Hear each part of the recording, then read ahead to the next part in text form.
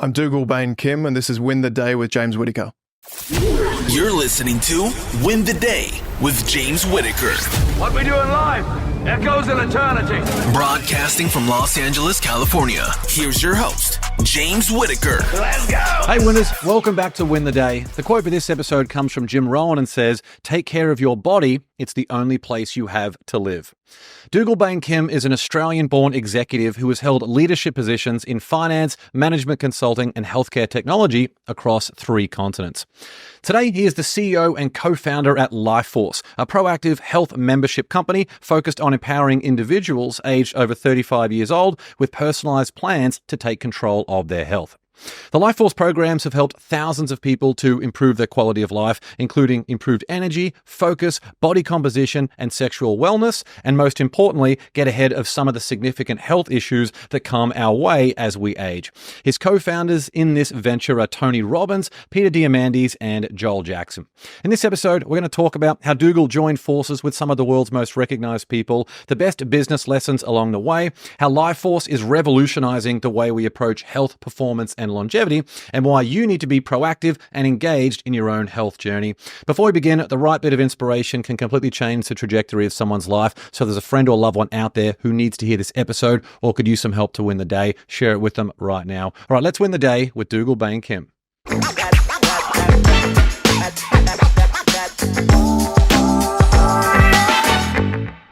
Dugal, great to see you, mate. Thanks for coming on the show. Thanks, James. Great to be here. I've had you in the background as I've been doing many workouts, so it's fun to be sitting here with you. Amazing. And what a journey you had. And I've loved that we've got a fellow Aussie on the show today. I know we've got plenty of listeners in Australia who are going to enjoy it too. To kick things off, is there a story of struggle or success from when you were younger that helped shape the mindset you have today?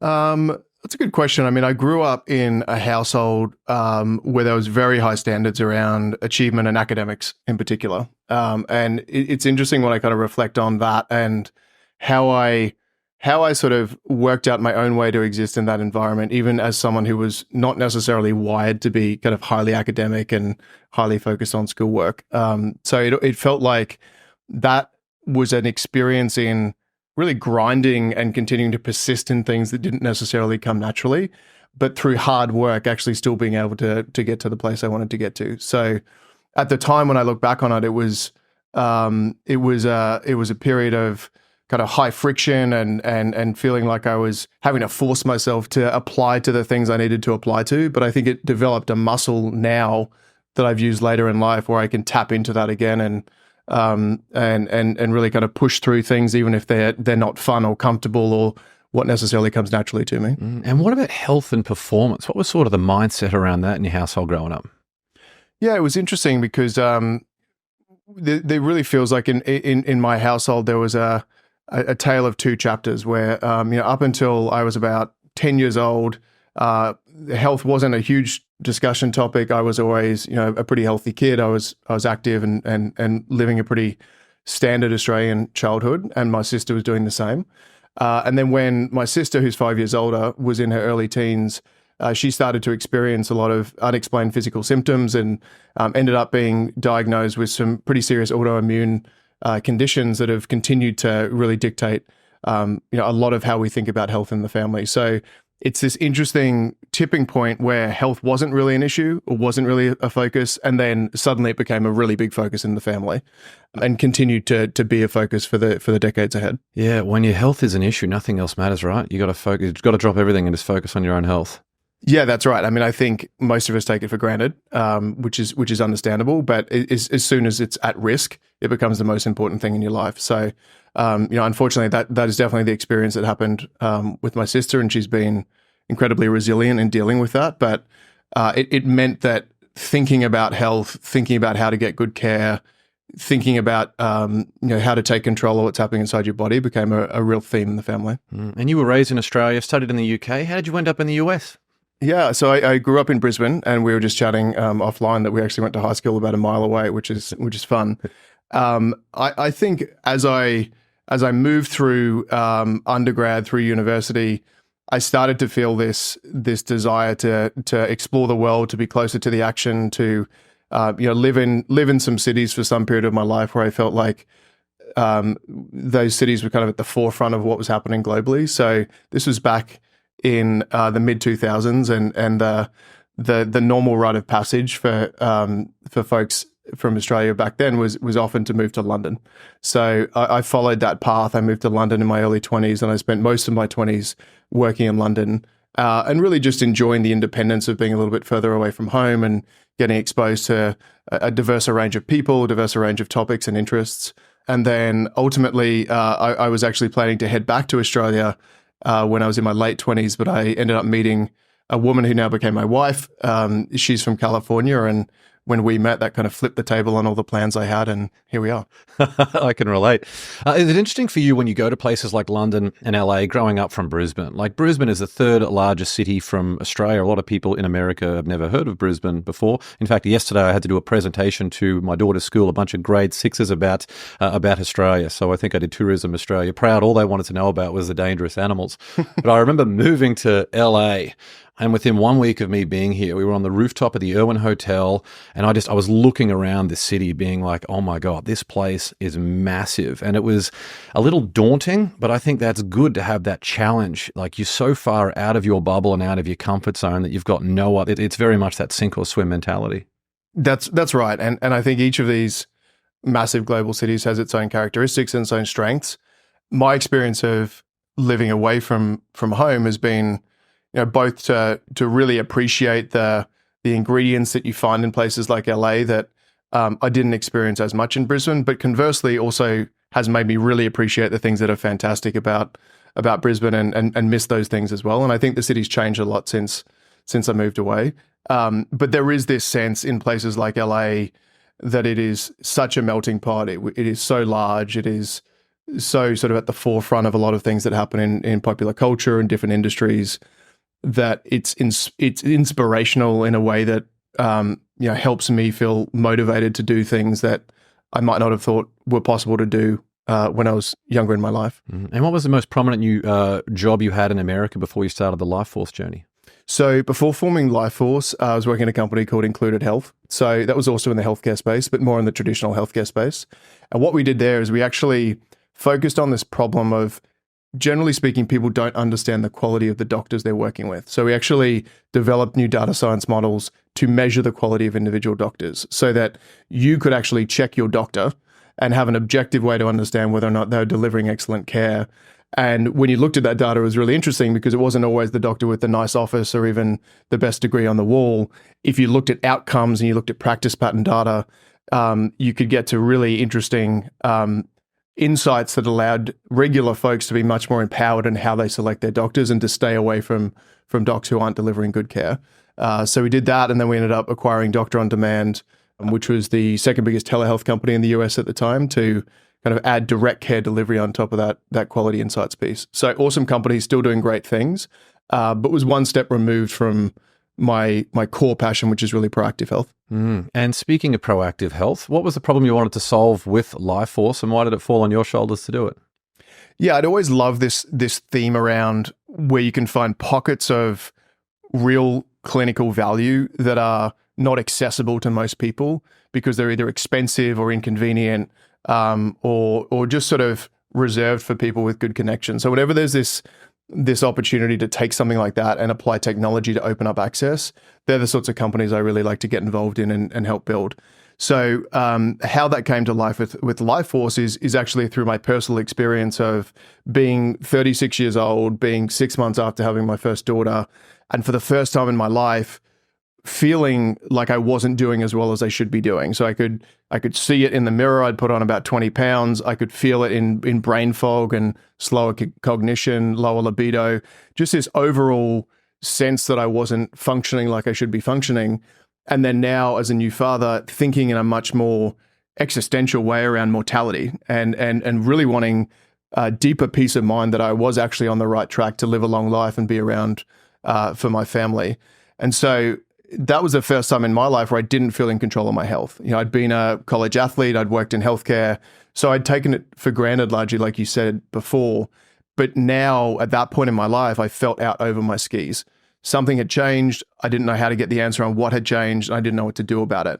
And when I went out as a consumer to try and solve that, it was just a broken experience. It was expensive, it was fragmented, It was, hormone clinics trying to sling me testosterone off 2-question quizzes, primary care doctors with 7 minutes telling me that everything's fine, and so on and so forth.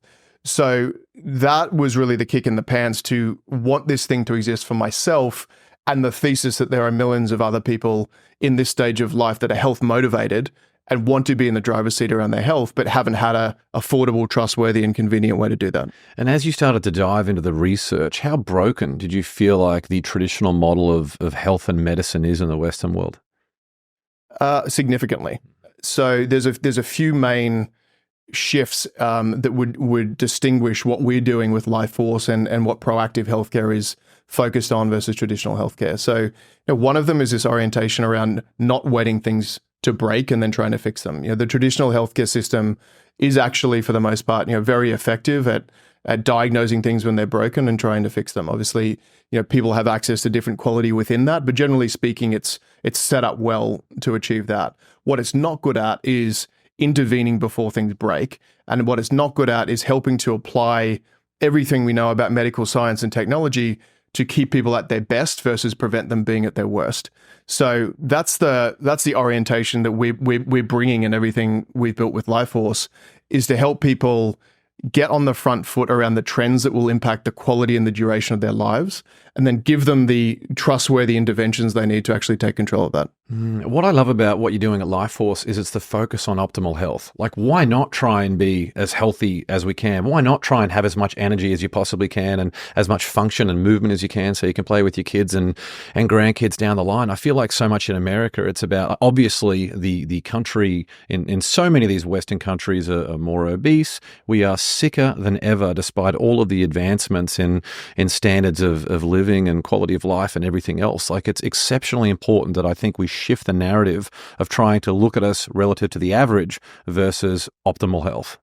That's correct. And you can see this literally down to the way that you interpret data at the individual biomarkers. And without getting sort of too wonky on it, the standard interpretation of biomarker results when you get a blood test is looking for whether or not you're below the lowest threshold. And if you're not below the lowest threshold, then it's generally not something that's discussed with you.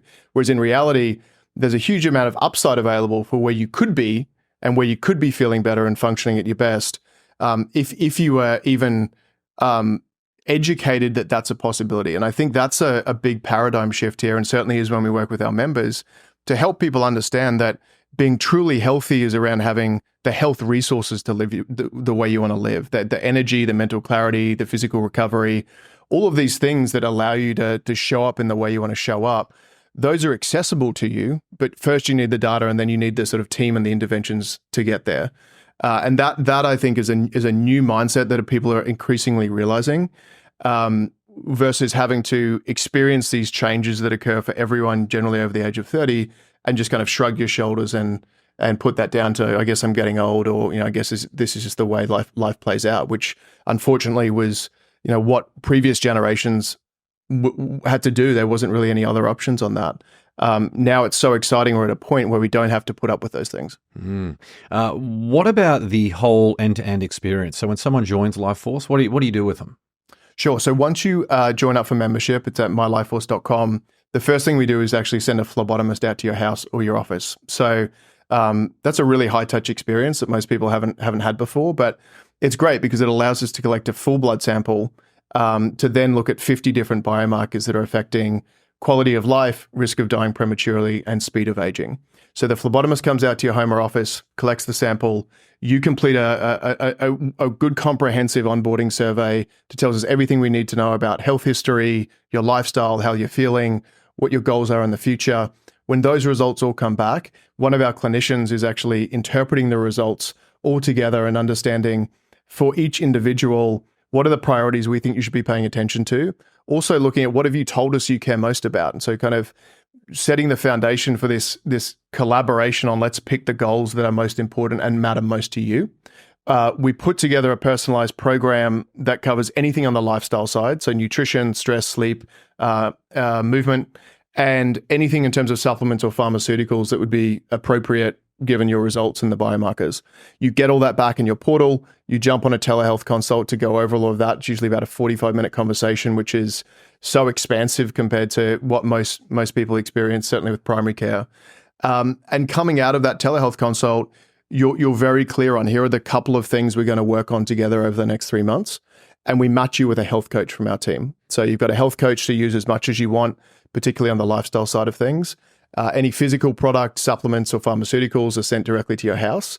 And in 3 months' time, we repeat the testing cadence. So we sent the phlebotomist back out, get another sample, look at how we're doing, refine the program, set new goals, and so on and so forth. So it creates this feedback loop and this kind of drumbeat in people's lives that most of us have never experienced around healthcare, where we can actually show whether the things we're doing are driving the ROI that we'd want from them. And if they're not, we can change course and find a new way, given that all our bodies respond differently to things. Having gone through this personally, like some of the reasons that you think about is why people wouldn't do this would be time. Yet you send someone out to your house. So we had the 2 kids, you know what it's like with 2 young kids, all the craziness going on in the household. So you're able to do that where they come and integrate into your life, because obviously if you're fasting before the blood draw, you want to make that as convenient as possible so you can get it done and back into your routine. And then having the doctor's appointment. Usually if you go and see a GP, sometimes you can wait for longer than an hour or many hours in some cases, and it's so frustrating just to be sitting there. You feel like your life is wasting away. It was over Zoom, I think it was, and to have the doctor there at the exact minute, going above and beyond, that was the number one thing about Lifeforce that I just love so much, was it's a doctor who is very much interested in optimal health and performance themselves, and they were saying, I want to make sure you get the most out of this session. Just tell me more. Like, what questions have you got? It was so valuable. So how important is the practitioner in interpreting the results? Because certainly I've done different blood draws over the last 10 years, and the physicians and other medical professionals who are providing that stuff just don't seem to be connected with that optimal performance angle. Yeah, very important. And we talk a lot internally about being data-driven and people-powered. And what that means is, as a technology healthcare company, we are building tools and technology that augments the expertise of our clinicians.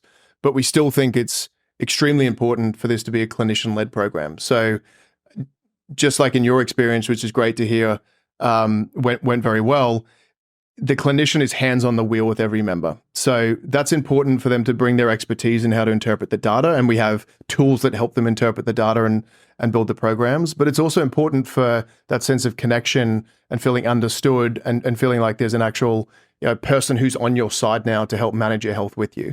So that's always going to be the way we build out the model, is how do we use the best of new technology to give those doctors superpowers in looking after you, but create an experience where you feel like you're actually able to engage in conversations that are broader, that are more collaborative, that are more empowering with our clinical team than what you typically get from healthcare. And that's important because when we looked at this space, 3 years ago when we started building the company, we saw that there are actually so many people who have the motivation to do something like this, but they run into a level of inconvenience, like to your point, around just the time required to get this done in a traditional healthcare setting, expense where, a lot of the time people would be looking at $20,000 or $30,000 or $50,000 in order to achieve this, and then a lack of trustworthiness as well. So, a lack of confidence that people are accessing things that are science-backed, that are based on the right research.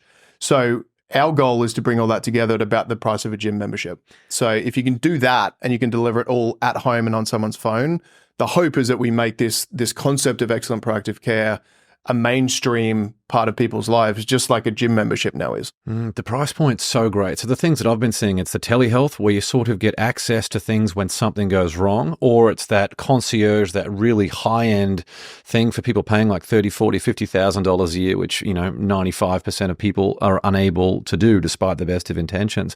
What was it about wanting to have like a mainstream price point? Is that just something in terms of fitting in with the mission with your business partners, who obviously we'll talk about a bit later too?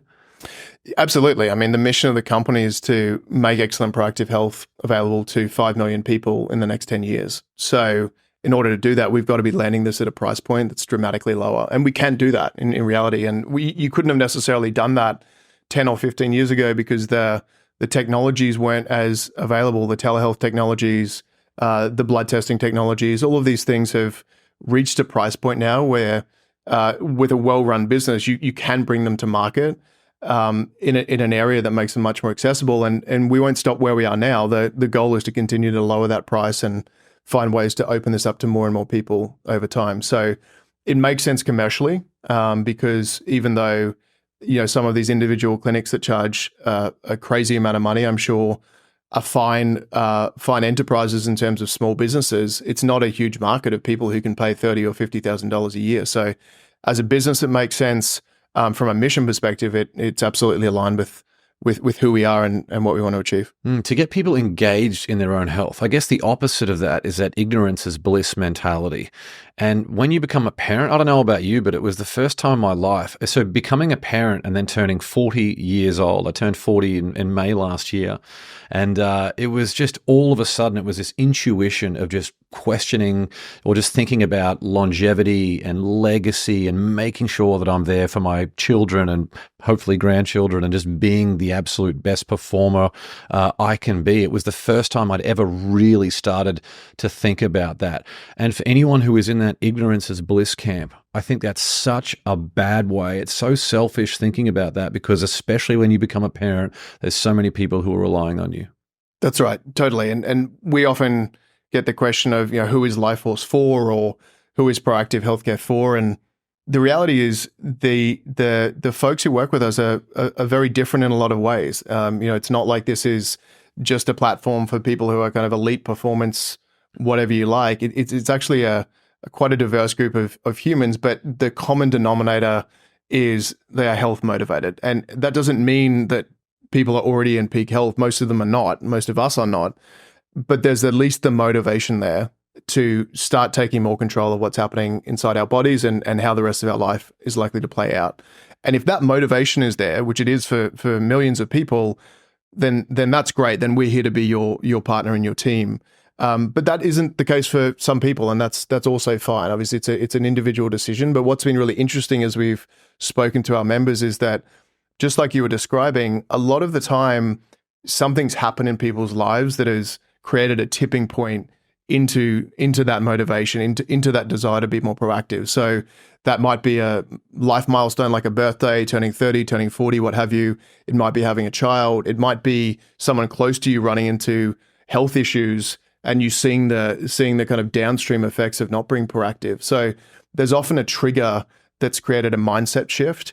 And even if these are folks who've never done anything like this before, there's this sort of inner conviction to sort of draw a line in the sand and now want to take control of your health. And that's excellent. We can do a lot as long as that motivation is there. I once spoke to John Assaraf, who was in the movie The Secret, and he said, help the people who want the help, not the people who need the help. Obviously, everyone in the world needs help with their health, but do they want it? And sometimes that triggers. So for me, it was hopping on the scales at an appointment at the pediatrician, which I just thought was pretty funny one day. And I noticed that I had lost so much weight because I wasn't training anywhere near as hard as what I thought I was. My eating, I'm someone who just doesn't really eat that much during a day if I'm busy working. I have to really force myself to eat a lot. And I couldn't believe the number that was staring at me on the scale. So that was a big focus then of now it's been about 2.5 years of that consistency with training and nutrition. So the Lifeforce has come into my life at a really great time.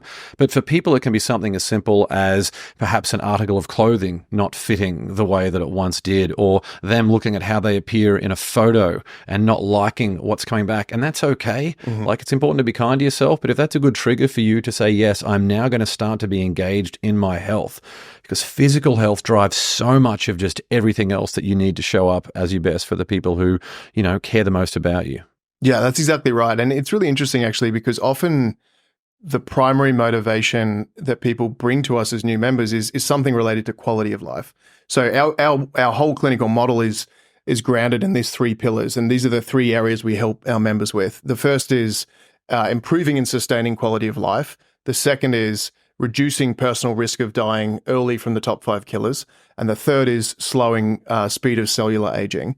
But it's often that first pillar around quality of life that is the catalyst for people wanting to do something, because that's what they feel in their bodies. So just like you said, body composition or energy or libido or mental clarity, it's often a feeling or something that you see first that makes you sort of think, oh, I need to start paying attention to it. And then once you come to us with that and we sort of honor that need and say, great, we can help you with that. And oh, by the way, let's broaden this conversation a bit and also point out to you elevated dementia risk or metabolic syndrome trends or these other things you really need to be also incorporating into how you think about your body. Then it becomes a very sort of valuable and comprehensive discussion. I think the experience a lot of people have had otherwise is if you care about something like body composition and you're, a few pounds overweight, you just don't find a place in the traditional healthcare system that really cares about that and will kind of acknowledge that as a really important thing and help you with that, because it's so fixated on just waiting until things are actually diseases or actually broken or actually things that need to be diagnosed. And 35 years old is the age that you guys start to work with. What is it about 35 years old? Is it the fact that perhaps when you're younger, your body can bounce back a bit more from some of these different things? Or is it also the mindset thing that at 35 people are much more likely to be proactive and engage with their health, or different lifestyle circumstances? Yeah, I do think it's both. And we do actually see people starting to come to us in their late 20s, I would say sort of 27, 28, and then it ramps up from there. And certainly 30s and 40s is, when we see a lot of people coming to us and through their 50s, et cetera.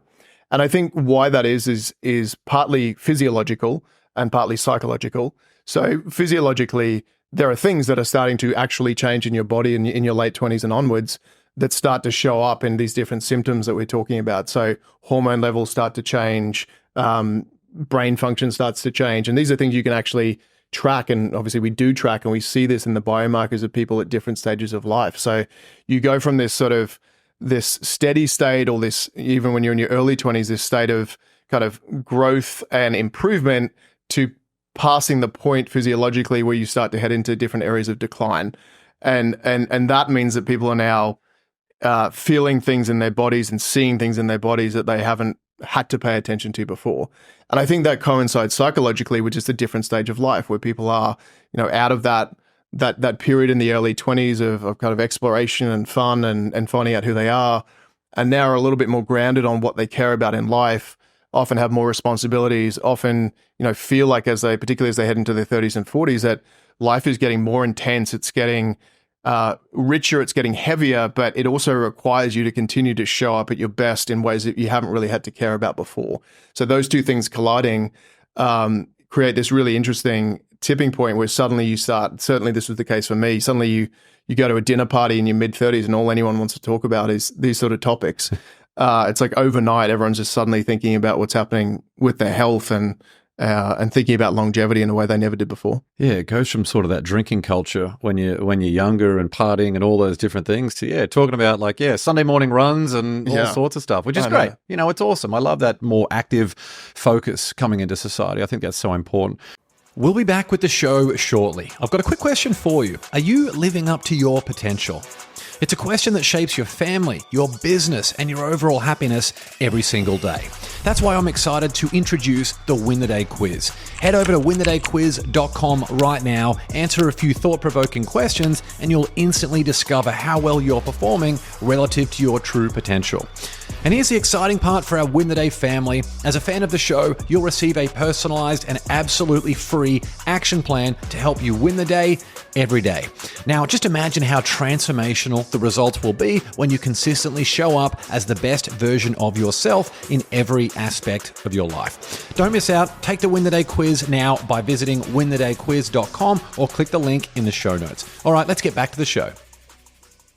We've spoken a fair bit about sort of fatherhood and kids and all that. You work with a lot of women at Lifeforce too, especially the mums, as you and I know firsthand. They do a great job of caring for everyone else in the household, but often that comes at the expense of their own well-being. What type of solutions have you found are working really well for the mums who are focused on their careers as well as family? Absolutely. So half our members at Lifeforce are female. We have actually a majority female clinical team. Our medical directors, excellent endocrinologist, Dr. Vanita Tandon, and specializes in women's health. So that's always been a really important foundation for how we think about building the platform. And rightly so, because I think that even more than men, women are underrepresented and underserved in the traditional healthcare system. So most clinical studies, for example, are conducted on men and largely white men. So you're talking about protocols that are often developed and applied to women based on data from men.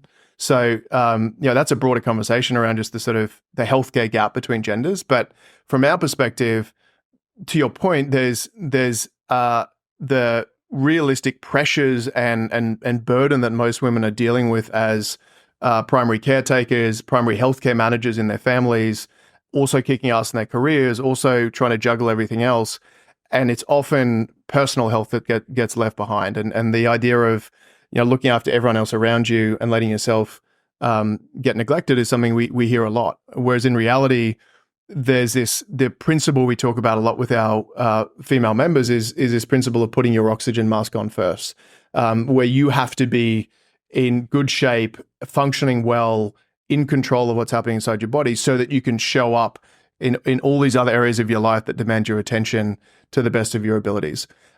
This is also something that comes up a lot in the conversation around menopause. So 100% of women will experience menopause, obviously. Less than 7%, at least in the US, receive any sort of clinical support for menopausal symptoms. And if a woman is experiencing significant menopausal symptoms, she's 15 times more likely to either need significant time off work or have to quit a job entirely. So it's this massive opportunity to actually provide real clinical support that not only improves quality of life, but changes the longevity trajectory for any woman who's experiencing menopausal symptoms, and do that with a I think a new level of openness and support that most people haven't received previously. And what are the most common deficiencies that you've found from people who go through Lifeforce? Obviously, everyone is an individual and their unique circumstances need to be factored in, but are there sort of some common deficiencies that you notice in people across the board? There are, for sure. And we've run over 30,000 blood tests at this point, and we're really starting to lean into using that data set to harvest these insights around what do people need help with, and what are the ways that we can continue to improve the impact of the program. So when people come to us, on average, 25% of their biomarkers are out of the optimal range. So we test 50 different blood biomarkers. On average, a quarter of those are out of the optimal range. And when we drill further into that, there's definitely a few common themes. So about 43% of our members have elevated cardiovascular risk. And there's a couple of key biomarkers that fit within this. And if folks are listening to this, these are definitely ones that I would strongly suggest you test and understand where you're at.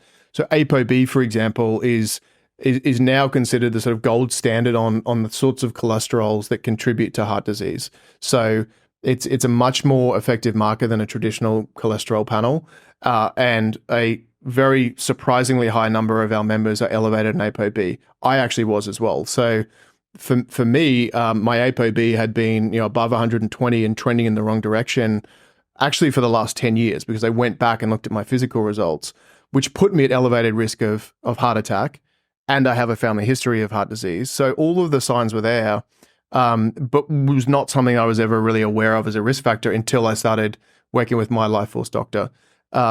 There's another biomarker called hsCRP, which measures the amount of inflammation circulating throughout your whole body.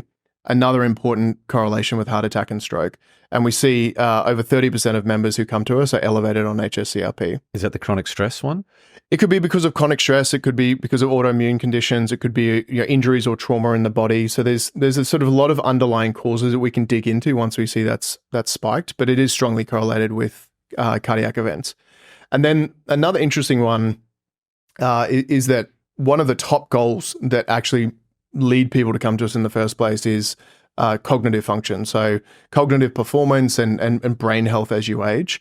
And there are actually biomarkers that we can look at that correlate strongly to that. So there's one called homocysteine. We see that 36% of our members are out of the optimal range of homocysteine.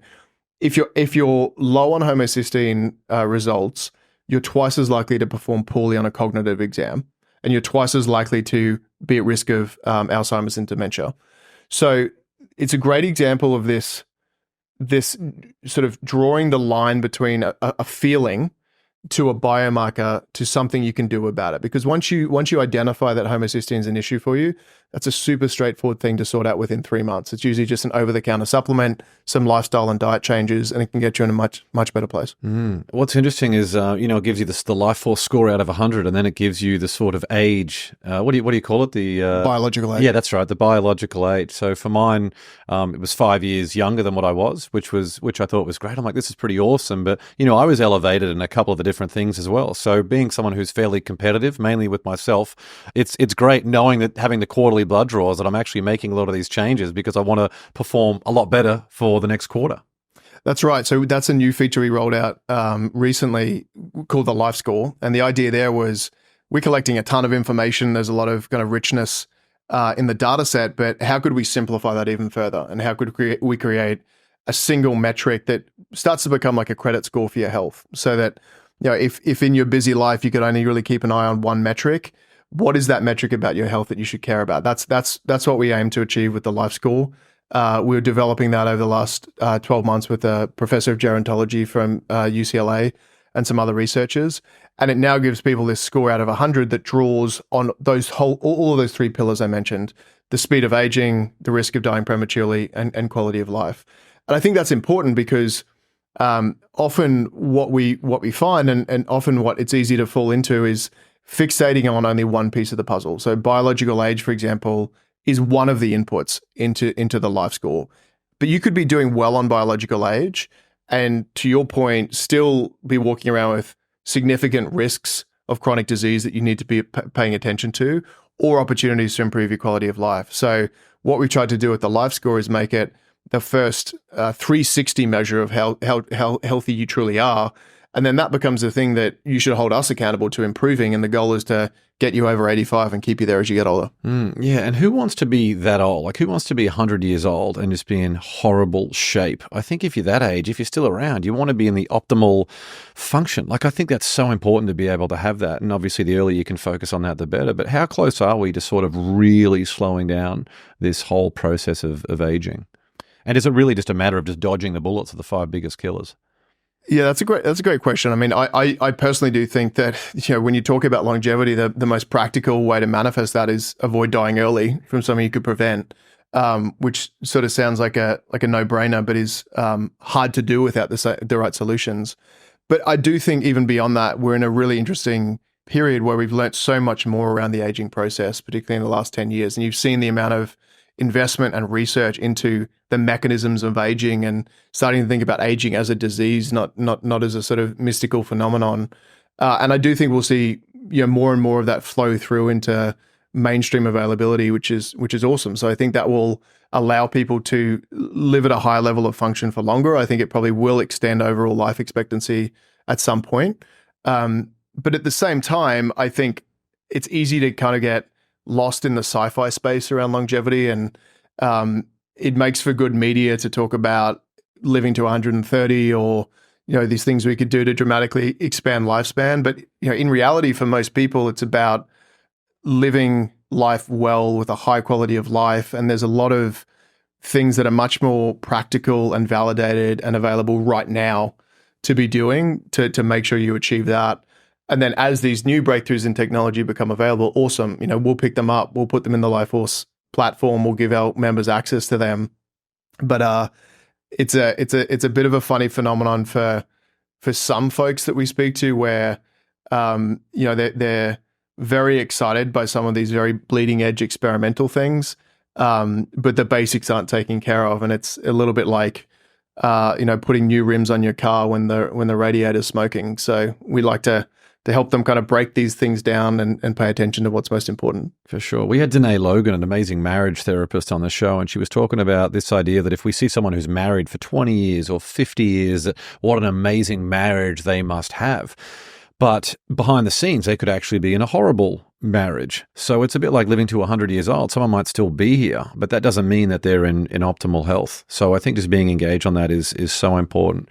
What motivates you and drives you personally in the work you're doing at Lifeforce? I've been through an interesting evolution in how I think about self-actualization and work. And what that looked like for me was starting my career, I started off my career in finance, which was a great training ground. You know, the pay was good, but it was not a decision I made with any real thought around mission or purpose or intrinsic motivation. And ultimately, after having spent nearly 10 years doing that, I sort of couldn't ignore this inner conversation that was bubbling up within me that this isn't what you're meant to be doing. This isn't something that really energizes you.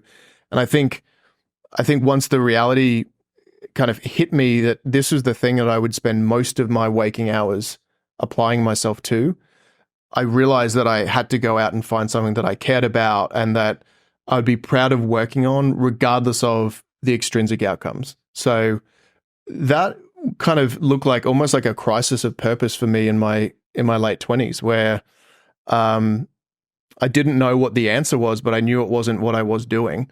And I kind of kept having this premonition of being in my 70s or 80s, and with all of this behind me, and looking back on my career and feeling like I'd never done the introspection to try and find out, what is my place and what is the mission that I care about and what's the thing I want to work on. And that, frankly, kind of scared the shit out of me. And so that I definitely look back on that period in my late 20s as a real turning point in my life. And I think that's obviously a very personal thing, and I think everyone has to make their own decisions. But for me, I just realized I've got to work on something that I would feel proud of, whether or not companies have been successful, whether or not I've been successful personally. At least I needed to feel like I was working on something that I could be proud of, placing all my effort against. And you mentioned your sister with autoimmune earlier. Is autoimmune condition something you're trying to tackle at Lifeforce? It is, although as we think about, the things we're really good at helping people with, we try and be very disciplined on what's our clinical scope. And so when you're dealing with chronic care or complex diseases or situations where there's clearly things that are broken and need to be fixed, our role is really more to help our members understand where they can go and get more specialist care. And over time, we'll actually make those referral relationships more official through partnerships. And we want to be the navigator that lets people go and get other deeper, more specialized care as they require it. But we also can't build a platform that does all of that ourselves. And it wouldn't be responsible for us to think that we can do that in the way that chronic care platforms, for example, could do. And autoimmune conditions are very complex, very hard to diagnose. There's a lot of noise in the data, and they do require real specialization. So we help people to an extent with those conditions, and there's certainly some things that we improve that should then improve autoimmune symptoms as well. But at a certain point, we're also very comfortable to talk to our members around, we think it's a good idea for you to go and get XYZ with these other providers, and here's some that we believe are high quality. I think there's a lot of integrity around that. That's good. Like, we don't do that, but yes, here are some suggestions. And obviously everything with Lifeforce, I can see that making a big difference in people's lives, irrespective of their situation. Who's a mentor that stands out for you, and what lesson did they teach you? Yeah, so I had an old boss, actually. His name's Andrew Blum. He's the CEO and founder of a management consulting firm in San Francisco called the Trium Group. And what was really interesting about Trium was that it was an unorthodox firm that combined traditional management consulting on strategy and business operations with this deep focus on psychology and organizational dynamics and executive performance. So it was bringing both those sides of the sort of the heart and the mind together with the process and the strategy in a way that I hadn't been exposed to before. And a lot of that was actually a reflection of Andrew himself and him being a really interesting fusion of those different types of expertise. So he used to be an officer in the Marines, and then he moved into management consulting, more traditional management consulting. But then he also stepped very deeply into the personal growth movement and personal development, and really took that on as a craft as well, of getting outside his comfort zone and using those experiences to deepen who he is as a human being and how effective he is as a leader in life generally. And so when I started working closely with him, I was in my late 20s, and he pushed me in ways, particularly on personal growth, that I'd never been exposed to before. I mean, he was very clear that if I wanted to be at the firm, I had a responsibility to be doing the work on myself so then I could be effective in helping teams and organizations access some of that as well. And it was not always comfortable. It was definitely, a stretch experience for me, but I look back on that as super formative for how I think about a lot of things in life. And I look back on my time working with Andrew and working with some of the other partners at Trium as a really positive, if uncomfortable, inflection point on who I am. Leading by example. It's so big, isn't it? Doing the work yourself. You have some very big business partners in Lifeforce. I mean, two of the most well-connected people on the planet, Tony Robbins and Dr. Peter Diamandis. What is it that they bring to the table? And it must have been really fun to connect with them on this business. Absolutely, yeah. Tony and Peter have been fantastic. So they're co-founders of Lifeforce. When we were thinking about this idea around building the first national brand and national platform in proactive health and longevity, we connected to Tony and Peter and an investor here in LA called M13, and they'd all been looking at this category in a similar way, and they'd all been wanting to help build this sort of solution that it made proactive health more available. And from Tony and Peter's perspectives, they were actually personally great examples of people who'd benefited from a lot of these things, but at a different price point by virtue of their connections and how sort of up to speed they are on breakthroughs, they could access those things. But they also had large communities of people who were super interested in the space, and they almost felt like it was a responsibility to their communities to try and build the solution that made this available to folks. And Tony in particular, he spent 35 years helping people think differently around how they can perform emotionally and spiritually and psychologically. But before Lifeforce hadn't actually taken that additional step into the same thing for their health. So this was and is, I think, personal and sort of legacy work for Tony in trying to bring this into the world. And they've been excellent partners for us.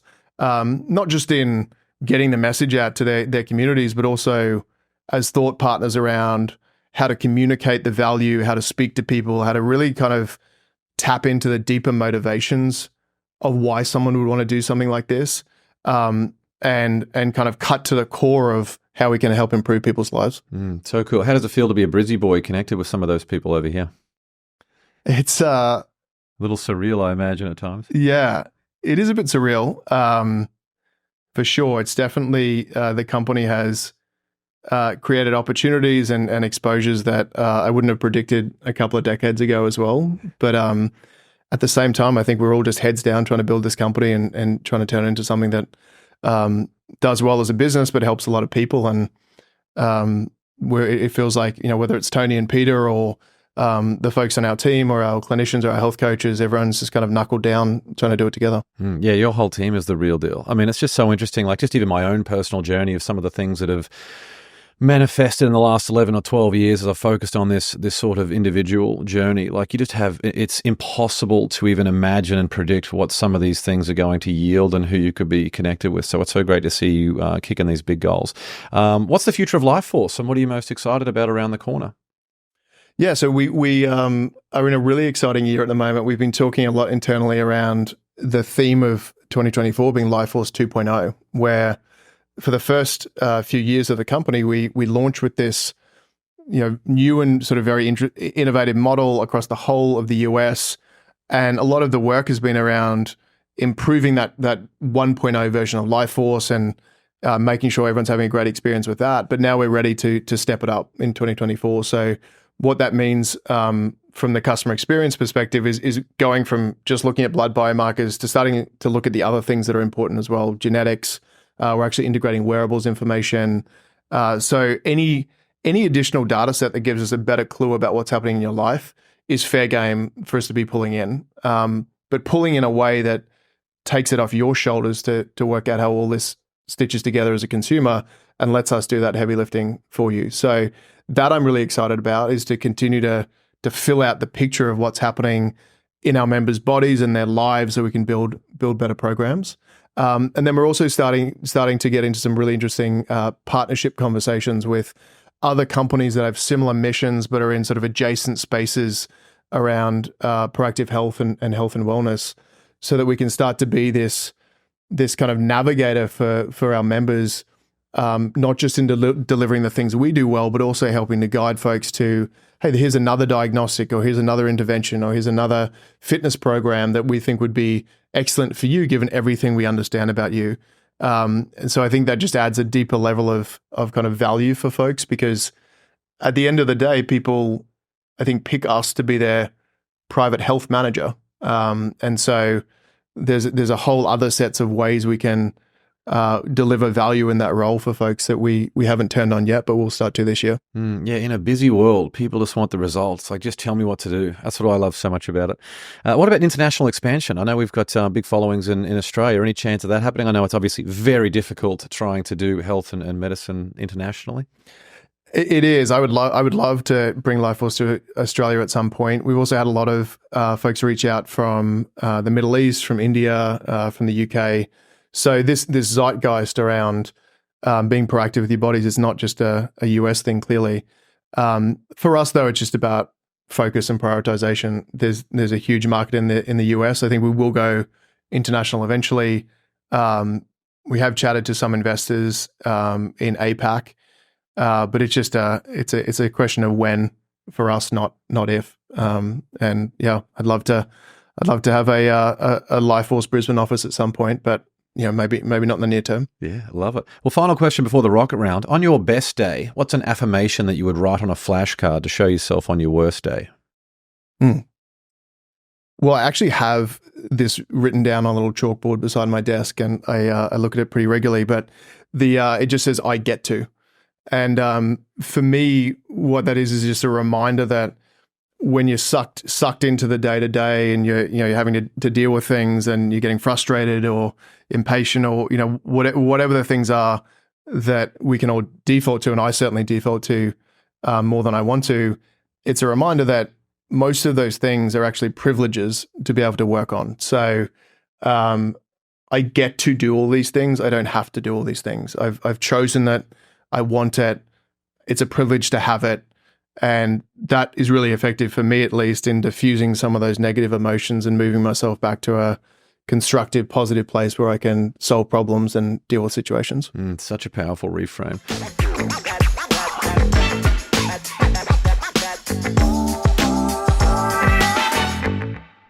Let's now move to the Win the Day rocket round. 10 questions for some quick answers. You up for this one, Dugal? Yeah, we'll see how we go. Number 1, what quote inspires you the most? There's a quote that I actually thought was Marcus Aurelius, but I think it might be Mahatma Gandhi. I'm not sure, but it is every night when I go to sleep, I die and I am reborn.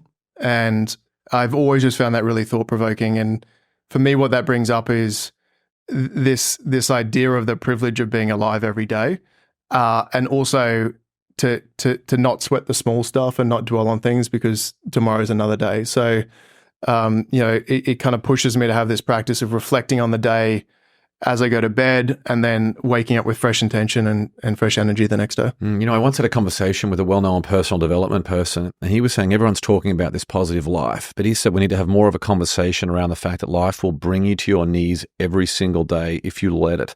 That's why a lot of the stuff we talk about on the Win the Day podcast and that I do with individuals and companies is that idea of being intentional every single day. Make the decision to win every single day. It's so good what you just shared there. Number 2, I already know the answer to this one. Morning coffee or evening wine? Coffee. Could I say both? But yeah, coffee. I love getting started with the coffee. That's good to go back home, isn't it, for some good Aussie coffee? Number 3, what's one bit of advice you would give your 18-year-old self? I would say to my 18-year-old self, get off autopilot. And I do look back on my early career decisions, even though I don't regret them, because I generally think all of these things happen for a reason. But I would describe my mental state around my career as autopilot at that point. And it was driven by a lot of extrinsic motivation, prestige, money, these sorts of things that I found to not be sustaining in a career. So I would tell myself, get off autopilot and really get clear and honest about who are you, what do you want to do, what are you going to be proud of. Number 4, what book do you gift the most, or that contributed most to the mindset you have today? I have a bit of recency bias here because I always tend to think about the books I read most recently. But one of those is a book called Never Enough by Jennifer Wallace. It's actually a book around parenting, and it's specifically focused on the dangers of hyper achievement focused parenting.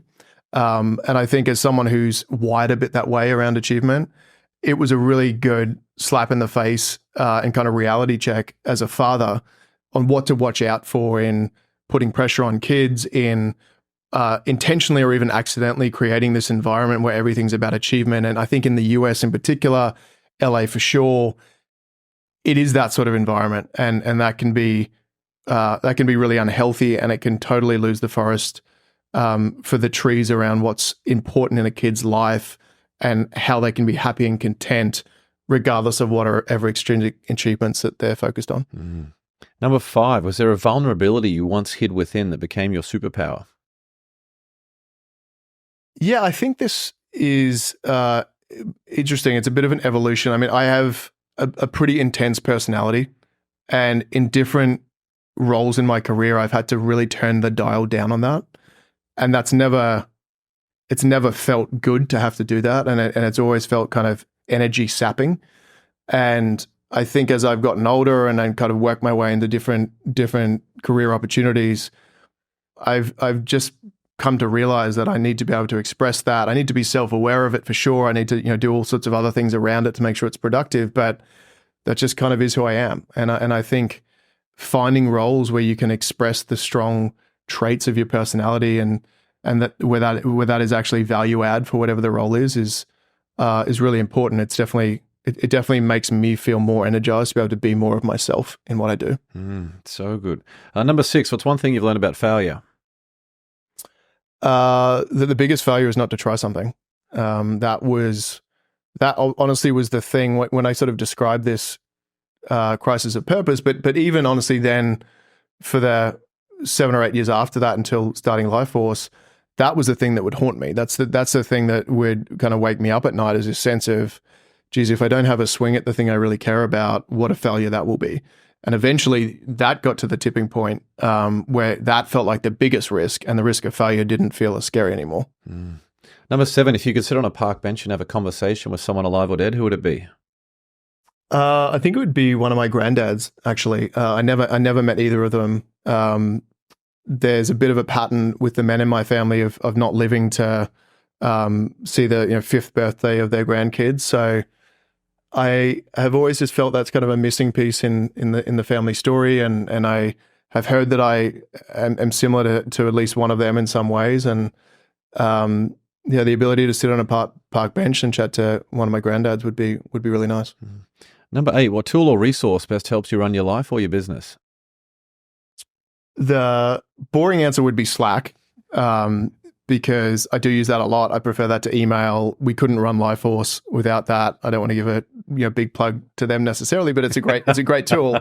But the more basic one is honestly the big stack of yellow legal notepads I have on my desk. I'm a big sort of note and prioritization guy, and I've developed more of a practice around that. So, honestly, my most useful tool is the notepad that I write down lists per day, and then as I knock through stuff, the floor behind me is just full of scrunched up yellow pieces of paper, and that's just a system I've kind of ended up with throughout my career that keeps me focused, helps me kind of take noise in my head and organize it, and keep moving forward. So give us an example of how you use that. So you walk into your office, and then what happens? Yeah, walk into my office, and I'll usually try and spend the first 30 minutes of the day not logged in, not on devices, and just brain dumping everything that's circling around in my head. So it's literally just writing a list of topics or questions or thoughts I have. And then from there, I then move into sorting them into, what's important, what's urgent and important, and using that to then set some priorities for the week and then the day. And obviously I don't always stick to that perfectly, but at least it starts to give me some structure around how I want to knock things down, and makes me sort of bring more rigor into what I'm spending my time on and whether it's the most important thing for the company. Number 9, share one thing on your bucket list. A camping trip to Alaska with my girls. So I've got a 1-year-old, a 4-year-old, and my wife Julie, and I'm turning 40 this year, and the kids are a little bit young, I think, to do that trip. But maybe for a 50th or something like that, a glamping trip to Alaska for a week or a couple of weeks would definitely be on the bucket list. Be amazing. And final question, number 10, what's one thing you do to win the day? Practice gratitude. That is again not something that I always hit the mark on, but I notice that when I've managed to tap into that I get to mindset, then I already feel like I've won the day. I love it. There are a bunch of ways to keep up with Dugal and all the work he's doing at Lifeforce. And we'll link to all of these in the show notes. You can follow him on Instagram at Go Lifeforce. Grab a copy of the Lifeforce book by Tony Robbins and optimize your health by going to mylifeforce.com/wintheday. That link will also get you $300 off the diagnostic testing, which is all done through evaluating more than 40 biomarkers that drive health and performance. I've done it myself. It's amazing. Again, go to mylifeforce.com/wintheday or click the link in the show notes. Dugal, thanks so much for coming on the show. This is amazing. Thanks, James. It was fun. Thanks for having me. Thanks for joining me on another episode of the Win the Day podcast. We want to hear your thoughts on what we covered today, so drop a comment on the YouTube version of this episode with your favorite takeaway, any questions you have, or what actions you'll be taking as a result of what was shared in this episode. And if you found value in the Win the Day podcast, leave a 5-star rating on Spotify and Apple Podcasts. You'll find a link to both of those in the show notes. It'll only take you a few seconds, and more ratings really helps other people discover the show so they can get the mindset upgrade they need, and we can bring more winners into the Win the Day movement. That's all for this episode. Get out there and win the day. Until next time, onwards and upwards, always.